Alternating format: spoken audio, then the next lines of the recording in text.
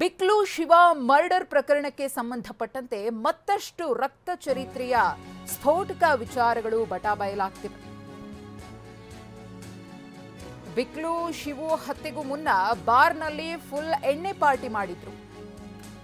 ಹಂತಕರು ಕಿಕ್ಕೇರಿಸಿಕೊಳ್ಳುತ್ತಲೇ sketch ಅನ್ನ ಹಾಕಿದ್ದ Shivu ಹಂತಕರ gang bar ಒಂದರಲ್ಲಿ ಬಿಕ್ಲು ಶಿವನ ಉಸಿರು ನಿಲ್ಲಿಸಲು ಬ್ಲೂ ಪ್ರಿಂಟ್ ಅನ್ನ ರೆಡಿ ಮಾಡಿಕೊಂಡಿದ್ರು. ಬಿಕ್ಲು ಶಿವನ ಗುರುತೇ ಸಿಗದಂತೆ ಆತನನ್ನ ಹೊಡೆದಾಕ್ಬೇಕು ಅಂತ ಹೇಳಿ ಇವರೆಲ್ಲ ಸ್ಕೆಚ್ ಹಾಕಿದ್ರು.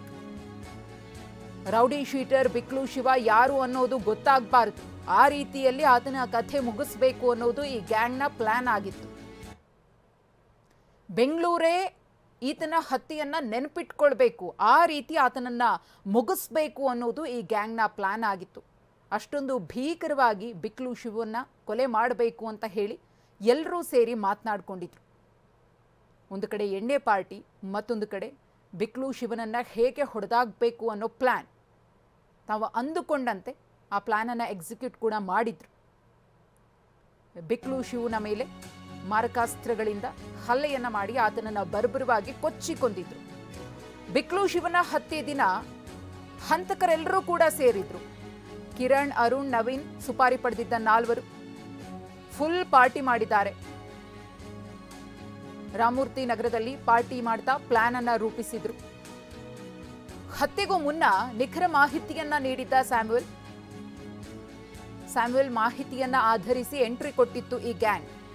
ಬಿಕ್ಲು ಶಿವಿನ ಚಲನವಲನವನ್ನ ಗಮನಿಸಬೇಕು ಅಂತಾನೆ ಇಬ್ಬರನ್ನ ನೇಮಕ ಮಾಡಿಕೊಂಡಿದ್ರಲ್ಲ, ಆ ಪೈಕಿ ಸ್ಯಾಮ್ಯುಯಲ್ ಕೂಡ ಒಬ್ಬ. ಪುಲಕೇಶಿ ನಗರದಲ್ಲಿ ಹತ್ಯೆ ಮಾಡಿ ಎಸ್ಕೇಪ್ ಆಗಿದ್ದ ಕ್ರಿಮಿಗಳು ಮನೆ ಸಮೀಪವೇ ಲಾಂಗು ಮಚ್ನಿಂದ ಕೊಚ್ಚಿ ರೌಡಿ ಶೀಟರ್ ಪ್ರಕಾಶ್ ಅಲಿಯಾಸ್ ಬಿಕ್ಲು ಶಿವನನ್ನ ಕೊಚ್ಚಿ ಕೊಂದಿದ್ರು. ಅಂದುಕೊಂಡಂತೆ ಯಾವ ರೀತಿಯಾಗಿ ಪ್ಲಾನ್ ಆಗಿತ್ತೋ ಅದೇ ರೀತಿಯಲ್ಲಿ ಬಿಕ್ಲು ಶಿವನ ಮರ್ಡರ್ ಕೂಡ ಆಗುತ್ತೆ. ಈತನ ಮರ್ಡರ್ ಕಂಡು ಇಡೀ ಬೆಂಗಳೂರೇ ಬೆಚ್ಚಿ ಬೀಳುತ್ತೆ. ಆ ರೀತಿಯಾಗಿ ಆತನನ್ನು ರೌಂಡ್ ಅಪ್ ಮಾಡಿ ಮಾರಕಾಸ್ತ್ರಗಳಿಂದ ಆತನನ್ನು ಕೊಚ್ಚಿ ಕೊಲೆ ಮಾಡಲಾಗಿತ್ತು. ಈಗ ಒಂದೊಂದೇ ವಿಚಾರಗಳು ಬೆಳಕಿಗೆ ಬರ್ತಾ ಇದೆ. ಯಾವ ರೀತಿಯಾಗಿ ಇವರ ಪ್ಲಾನ್ ಆಗಿತ್ತು, ಯಾರೆಲ್ಲ ಸೇರಿಕೊಂಡು ಪ್ಲಾನ್ ಮಾಡಿದ್ರು, ಇಡೀ ಬೆಂಗಳೂರೇ ನೆನ್ಪಿಟ್ಕೊಳ್ಬೇಕು, ಆ ರೀತಿಯಾಗಿ ಈತನನ್ನು ಮುಗಿಸ್ಬೇಕು ಅಂತ ಹೇಳಿ ಯೋಜನೆಯನ್ನು ರೂಪಿಸ್ಕೊಂಡಿದ್ರು. ಇದು ಇವತ್ತು ಪ್ಲಾನ್ ಮಾಡಿ ನಿನ್ನೆ ಮುಗಿಸಿದ್ದಲ್ಲ. ಅನೇಕ ತಿಂಗಳುಗಳ ಕಾಲ ಸ್ಕೆಚ್ ಅನ್ನ ಹಾಕಿ ಬಿಕ್ಲು ಶಿವನ ಕತೆ ಮುಗಿಸಿದ್ರು. ಭೈರತಿ ಬಸವರಾಜ್ ಮನೆ ಬಳಿ ನಡೆದಿದ್ದಂತಹ ಬರ್ತ್ಡೇ ಪಾರ್ಟಿಯಲ್ಲೂ ಕೂಡ ಆರೋಪಿಗಳಿದ್ರು. ಬರ್ತ್ಡೇ ಪಾರ್ಟಿಗೆ ಬಾಡಿಗೆ ಕಾರನ್ನ ಮಾಡ್ಕೊಂಡು ಬಂದಿದ್ರು. ಭೈರತಿಗೆ ವಿಶ್ ಮಾಡಿ ಸ್ವಲ್ಪ ಹೊತ್ತು ಆರೋಪಿಗಳು ಅಲ್ಲೇ ಇದ್ರು ಅನ್ನೋ ವಿಚಾರವೂ ಕೂಡ ಇದೀಗ ಬೆಳಕಿಗೆ ಬಂದಿದೆ. ವಿಚಾರಣೆಯ ವೇಳೆ ಇಂಚಿಂಚು ಮಾಹಿತಿಯನ್ನ ಬಂಧಿತ ಆರೋಪಿಗಳು ಬಾಯ್ಬಿಟ್ಟಿದ್ದಾರೆ. ಭೈರತಿ ಬರ್ತ್ಡೇಗೆ ಆರೋಪಿಗಳು ಬಂದಿದ್ರು. ಈಗಾಗಲೇ ಪ್ರಕರಣದ ಮೊದಲ ಆರೋಪಿ ಜಗದೀಶ್, ಆತನ ಒಂದು ಅತ್ಯಾಪ್ತತೆ ಭೈರತಿ ಬಸವರಾಜ್ ಅವರ ಜೊತೆಗೆ ಹೇಗಿದೆ ಅನ್ನೋದ್ರ ಬಗ್ಗೆ ಪೊಲೀಸರು ಮಾಹಿತಿಯನ್ನು ಕಲೆ ಹಾಕ್ತಿದ್ದಾರೆ. ಅದರ ಕುರಿತಾಗಿಯೇ ಮೊನ್ನೆ ನಡೆದಂತಹ ವಿಚಾರಣೆಯ ಸಂದರ್ಭದಲ್ಲೂ ಕೂಡ ಭೈರತಿ ಬಸವರಾಜ್ ಅವರ ಬಳಿ ಪ್ರಶ್ನೆಯನ್ನ ಹಾಕಿದ್ರು. ಇದೀಗ ಈ ಒಂದು ಹತ್ಯೆ ಪ್ರಕರಣದಲ್ಲಿ ಭಾಗಿಯಾದಂತಹ ಇತರ ಆರೋಪಿಗಳ ಜೊತೆಗೂ ಕೂಡ ಭೈರತಿ ಬಸವರಾಜ್ ಅವರಿಗೆ ಸಂಪರ್ಕ ಇತ್ತ, ಲಿಂಕ್ ಇತ್ತ ಅನ್ನೋ ಪ್ರಶ್ನೆ ಉದ್ಭವಿಸಿದೆ. ಯಾಕಂದರೆ ಭೈರತಿ ಬಸವರಾಜ್ ಅವರ ಬರ್ತ್ಡೇ ಪಾರ್ಟಿಯಲ್ಲಿ ಬಿಕ್ಲು ಶಿವನ ಹತ್ಯೆ ಪ್ರಕರಣದಲ್ಲಿ ಭಾಗಿಯಾಗಿದ್ದಂತಹ ಆರೋಪಿಗಳು ಕೂಡ ಇದ್ರು. ಬಂಧಿತ ಆರೋಪಿಗಳು ಕಿರಣ್ ಮತ್ತು ವಿಮಲ್ಗೆ ಆಪ್ತರು. ಈ ಹಿಂದೆ 2 ಬಾರಿ ಬಿಕ್ಲು ಶಿವನ್ನ ಹತ್ಯೆ ಮಾಡೋದಕ್ಕೆ ಸ್ಕೆಚ್ ಅನ್ನ ಹಾಕಿದ್ರು. 2 ಬಾರಿ ಸ್ಕೆಚ್ ಹಾಕಿದ್ರು ಕೂಡ ಪ್ಲಾನ್ ಫೇಲ್ಯೂರ್ ಆಗಿತ್ತು.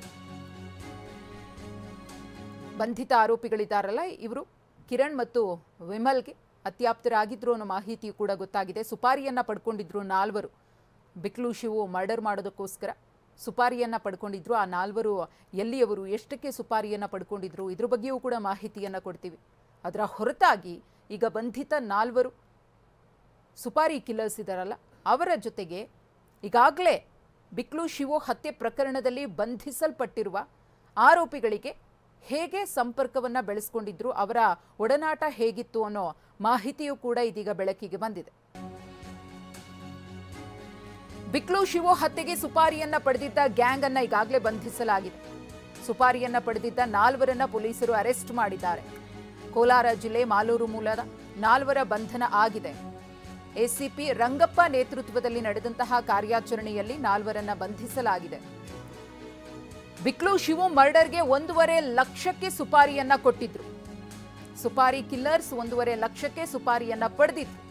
ಬಿಕ್ಲು ಶಿವು ಮರ್ಡರ್ಗೆ ಸುಪಾರಿಯನ್ನ ಪಡೆದಿದ್ದ ನರಸಿಂಹ, ವಿಮಲ್ ಮೂಲಕ ಸುಪಾರಿಯನ್ನ ಪಡೆದಿದ್ದ ನರಸಿಂಹ ಗ್ಯಾಂಗ್. ಈಗಾಗಲೇ ಹೇಳಿದಂಗೆ ಕಿರಣ್ ಮತ್ತು ವಿಮಲ್ಗೆ ಈ ಗ್ಯಾಂಗ್ ಆಪ್ತರಾಗಿದ್ರು.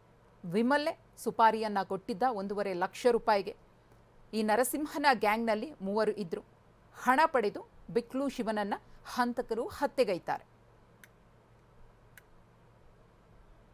ಯಾವ ರೀತಿಯಾಗಿ ಈ ಚೈನ್ ಲಿಂಕ್ ಬೆಳೆದುಕೊಂಡು ಹೋಗಿದೆ ಅಂದರೆ, ಜಗದೀಶ್ಗೆ ಮತ್ತು ಬಿಕ್ಲು ಶಿವಗೆ ವೈಷಮ್ಯ ಇತ್ತು.